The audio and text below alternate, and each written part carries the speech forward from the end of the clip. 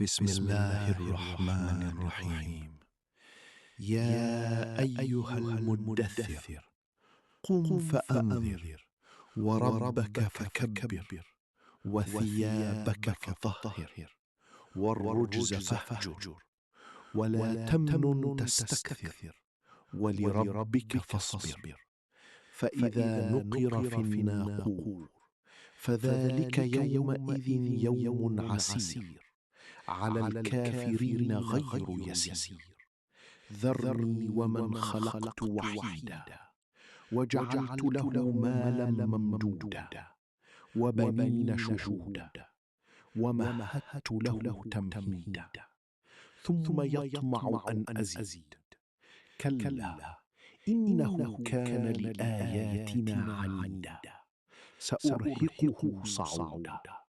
إنه فكر وقدر فقتل كيف قدر ثم قتل كيف قدر ثم نظر ثم عبس وبصر ثم أدبر واستكبر فقال إن هذا إلا سحر يؤثر إن هذا إلا قول البشر سأصليه سقر وما أدراك ما سقر لا تبقي ولا تذر لواحة للبشر عليها 19 وما جعلنا أصحاب النار إلا ملائكة وما جعلنا عدتهم إلا فتنة للذين كفروا ليستيقن الذين أوتوا الكتاب ويزداد الذين آمنوا إيمانا ولا يرتاب الذين أوتوا الكتاب والمؤمنون وليقول الذين في قلوبهم مرض والكافرون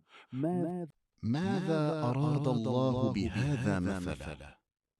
كذلك يضل الله من يشاء ويهدي من يشاء وما يعلم جنود ربك إلا هو وما هي إلا ذكرى للبشر.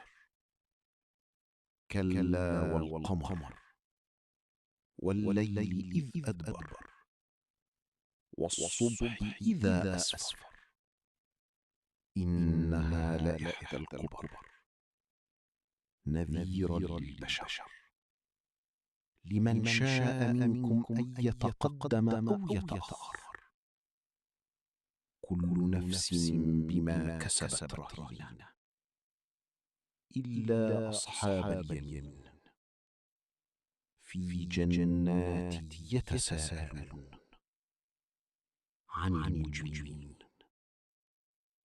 ما سلككم في سقر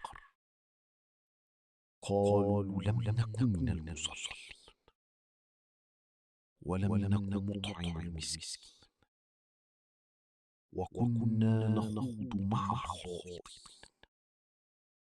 وكنا نكذب بيوم الدين حتى أتانا اليقين فما تنفعهم شفاعة الشافعين فما لهم عن تذكرة معرضين كأنهم حمر مستنفرة فرت من قسورة بل يريد كل امرئ منهم أن يؤتى صحفا منشرة كلا بل لا يخافون الآخرة كلا إنه تذكرة فمن شاء ذكره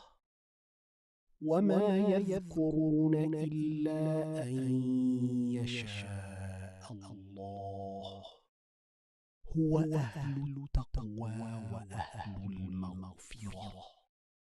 صدق الله العظيم.